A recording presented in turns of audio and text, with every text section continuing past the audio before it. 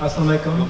Good afternoon, everybody. My name is Walter Millbrook. I'm from the former assistant managing editor of the Detroit News. I was, as part of my role, I played as a leader in the Society of Professional Journalists, which represents the Detroit chapter. I'm a former president of the Detroit chapter. And I just wanted to bring greetings from the chapter to you all, and also speak a few minutes on behalf of what some of the efforts we're trying to do as an organization in terms of building relationships between the two communities, the Islamic Muslim community and our journalism efforts in other media outlets in the city. Hopefully, unfortunately, I found out that most of you here are journalists, so I don't need to worry about that piece of it anymore. But the idea was that the Society of Professional Journalists had just initiated a program where we were meeting or trying to set up meetings with the Muslim community where we could exchange and have discussions about what we're doing and how bad we're doing or how good we're doing and what you think of what we're doing. That option is still out there. The organization, my colleagues that are in this room, I think would all agree with me that we don't ever think we're doing it always right, but we also try to think that we can do it better. And we can only get better if we work together and if we all can exchange ideas or, I know that some things we do you don't like. I know there's some things that you think we did wrong, and sometimes we'll say, no, we did it right. But the fact is, everything is debatable, and sometimes what we, the media, do and how it's perceived and how you perceive what we're doing can sometimes be, it's a matter of interpretation. So the idea is that there's a door open in each of our newsrooms. And I want to make sure that those of you in the community understand that every media outlet in this city has an open door for your concerns. It is upon you to come to and make us accountable. And that's the only thing I can ask. If I say nothing else tonight, and if you hear nothing else from me, you are who make us responsible and make us accountable. If you don't take that charge and run with it, you're hurting yourselves as much as you're hurting your city. We need you as much as we hope you think and you realize you need us. And working together, we can do a better job of covering this city and making the city accountable and making this, hopefully, the state. And from the state, we know where I'm going. But anyway, we can all, working together, we can make this a better place. And I'm just going to be here. I'm just saying, as a representative for the society, my old colleagues at the Detroit News, we will always have an open door. I'm pretty sure my other media friends will have the same thing. And if you got any questions or anything, feel free to reach out.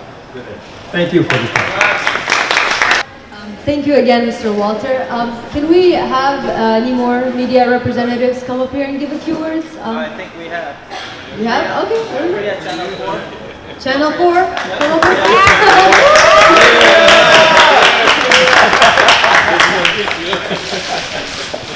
Thank you so much. I want to start with Ramadan Mubarak. Thank you so much for having us here today. The food was amazing. I got to tell you that yellow lentil soup, my background is Punjabi, and it is to die for. Thank you so much for having us here today. I think it's so important that we build bridges and that we talk to one another and we discuss how to cover certain stories. I think that the more that all of us are at the table together, I think it just increases the opportunities to deliver fair and balanced journalism. And the fact that we are out here today, my colleague Larry Spruill is out here today, along with some of Detroit Police's finest. We just want to say thank you so much for having us, but it's also so important to have a dialogue, because the more that we discuss, the more that I think we'll find how many things we have in common with one another, starting with your delicious food. So again, Ramadan Mubarak, thank you so much for having us out here today. I'm here to learn, and I hope that we can continue a dialogue to make sure that we have the most accurate, balanced, fair journalism that you can have in Detroit. Thank you so much. Thank you. Happy Ramadan to everyone, and thank you for the opportunity to be with you and to share this, break bread with you. This is the first time I come to this event, and I hope that this will continue. This is really good. I've been involved with media for, I don't know, a long time. I started reporting for the St. Petersburg Times in Florida for about 6-7 years. Then I worked for the Bowman Enterprise in Texas for 2 years, then for the Ann Arbor News for 10 years as a business reporter and City Hall reporter as well. I focused on land, zoning, and the policies that, whether they're local, state, or national. You know what happened in 2009 when everything fell apart and you couldn't get a job in media anymore. In 2012, I started Michigan.com. It's an online magazine, and we focus on policy and we focus on business, and we try to inform the community as much as possible. We are a digital magazine. We print only one edition during Ramadan, and this is this year's edition right here, which is Michigan.com. And I really admire those who print. Print is very expensive, and I'm glad that I don't do that. The second thing that I'm really honored to be involved with, and that's US Arab Radio. As you well know, US Arab Radio reaches 9 states, millions of listeners. It's a daily program from 8 to 9. And I have a show on US Arab Radio monthly and sometimes twice a month, depending on the schedule. And it's the local connection, and we focus on also on how the policy affects the public, because we want our community to understand what's going on in Lansing and Washington and in City Hall. Very briefly, what Osama said is very important. There are two kinds of journalism. There's mainstream media, what I did for years, and then there's community news, what we do.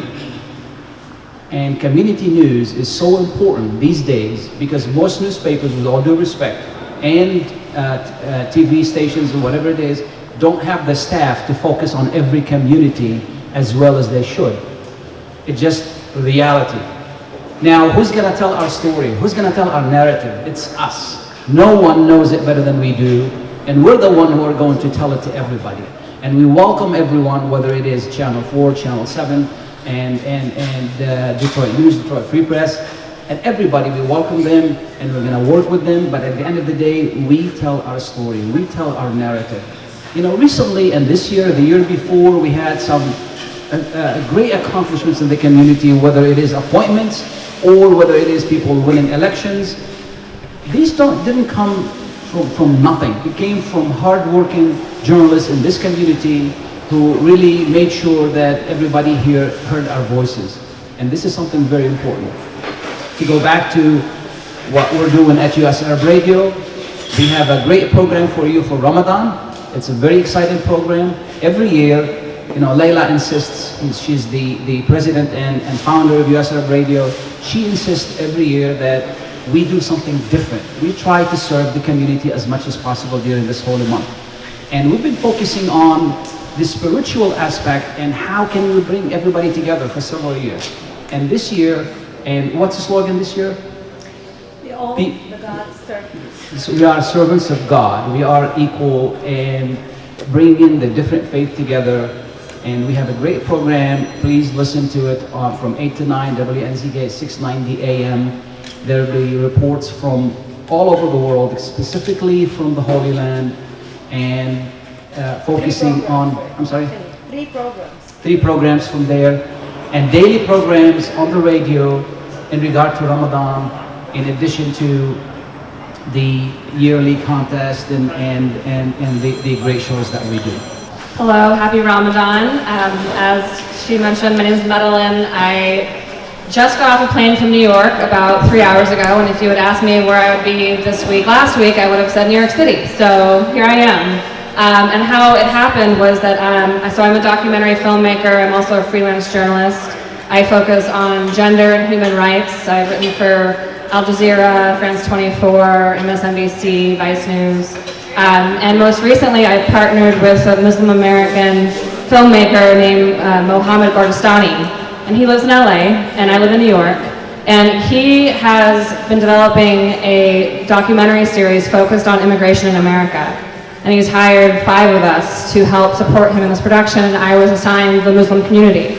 So specifically, I focus on Dearborn and Minneapolis. And I've been doing all my research from New York, And I had reached out to mosques here, Islamic centers, including ICD. And when I called ICD, Rowan answered. And she had this glow and this warmth about her that I had not yet received in my efforts. It's been a bit challenging, to be honest. And we instantly had this connection, and she was so warm, and she invited me here. And I thought, okay, well, if I'm going to make a difference in this community, I might as well be on the ground to do it. So I got on a plane at 8:30 this morning from New York. I arrived at 10:30. I'm here until Friday. And I just want to say thank you so much. I am genuinely moved by your hospitality, by how much you've welcomed me in. I'm learning so much about your community just this evening. And I also really ask you for your partnership. I know it's a very strange request, and I'll explain why it is the request that it is, but this documentary that we're focusing on is specifically about Muslim immigrants who work in the gig economy, like driving for Uber or Lyft. And the reason why we're doing that is because immigrants are a really important part of our economy and how much is changing, and it's just the lens that we're telling that story through. So if you know anyone who fits that description, they have a flexible job, they are part of the gig economy, please connect with me. It would be so helpful to me to help, and this is really for not just for me, but for all of our communities, because there's so much, as you said, sir, like there's so much misunderstanding that we can bridge as journalists. That's why I became one. That's why I used to live in Benin, which I live in a very Muslim part of the country, and I lived near a mosque, and I had no understanding of the culture because I was too afraid to ask. And so having these conversations is what changes our country, and I can't do it without you. So please have a conversation with me. I'd love to connect before I go this week. I'll probably be here tomorrow night as well. And thank you again so much for having me. I am my friend at Al Mizan newspaper asked me to speak on their behalf. And as you can hear, as you heard a few minutes ago, that sister here, she used to be next to a mosque. And she was afraid to ask who are these people and what they are doing. So the questions comes to us were after what happened here, after we heard from Mr. Siblini about what's happening in Dearborn, we should blame ourselves. Like, if we are half of the population in Dearborn, did we reach out? Did we take some hummus, some baklava to our neighbors? Did we teach the people here? Maybe the people did not know how to do that. Did we teach them? We have the media, we have the mosque, we have the khutab, Friday prayer. The community should just all working in the weekend and at nights to reach out, to answer her questions, who we are, what are we doing every Friday, and what are we doing every Sunday. So if we have 50,000 people here in Dearborn, and we did not do that yet, we should start. Because, we should not talk about Dearborn, we should talk about reaching about Flint, Kalamazoo, maybe Illinois, but still we are in Dearborn and still we did not even start to do that. That leads us to say it's lack. I always tell my friend, Brother Sufyan Jazal Khair, for all this great, events and great place, full of life. But at the same time, I always tell him that this place lacks leadership. And leadership means to sit down together and talk about issues that our community need, whether reach out, whether people opioid, having drugs issue, sex, whatever issue that our community is faced and other communities is faced, we're supposed to talk about it and go all together, media and Islamic center, mosques, churches, everybody, and address it so we can reduce the amounts of problem that we have in our community. We don't want to be reactionist. We don't want to see somebody, it's unfortunate, somebody working in the building department, that racist and that, that's what he has in mind. What do you think this guy is going to do when he come and inspect your place? We face it every day. I have so many businesses and so many stores and so many houses, and we see it. The only thing is they cannot say it, but you can see it from their action. They treat you different than they treat the other guy. So with this said, let's get together and let's create, if the leadership is not there, let's create it so we can build a better and better future for us, for our community, and for all communities around us. Thank you so much, and Ramadan Mubarak.